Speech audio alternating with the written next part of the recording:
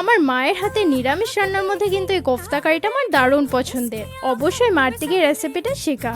তো আজকে আমি মার এর স্পেশাল রেসিপিটা তোমাদের সাথে শেয়ার করছি। প্রথমে কাঁচকলাটা কোরানি দিয়ে কুড়িয়ে নিতে হবে, তারপর তাতে অ্যাড করতে হবে 1 কাপ বেসন, নুন, হলুদ, লঙ্কা, জিরে গুঁড়ো আর আদা বাটা দিয়ে ভালো করে এবার হাত দিয়ে মেখে গোল গোল করে বল বানিয়ে এক এক করে তেলে ফ্রাই করে নিতে হবে। আর এদিকে একটা পেস্ট বানিয়ে নিতে হবে। আমি তার জন্য এখানে আগের দিয়ে কাজু, আলমন্ডস, মগজ ভিজিয়ে রেখেছিলাম আর সাথে 2 টেবিল স্পুন টক দই আর 2টো লঙ্কা দিয়ে পেস্টটা রেডি করে নেব। দেন কোফতাগুলো ফ্রাই হয়ে গেলে নামিয়ে সেমি তেলে শুকনো লঙ্কা আর গোটা জিরা ফোড়নে দিয়ে কিছু স্লাইস করা টমেটো, আদা বাটা দিয়ে হালকা ফ্রাই করে অ্যাড করে দেব বানিয়ে রাখা পেস্ট। আর সাথে কিছু মশলা যেমন হলুদ, লঙ্কা, জিরে আর স্বাদ অনুযায়ী সামান্য চিনি দিয়ে মশলাটা কষিয়ে এবার ফ্রাই করা কোফতাটা অ্যাড করে লাস্টে দুধ, গরম মশলা, ঘি দিয়ে 5 মিনিটের মতন কুক করে নিলেই রেডি।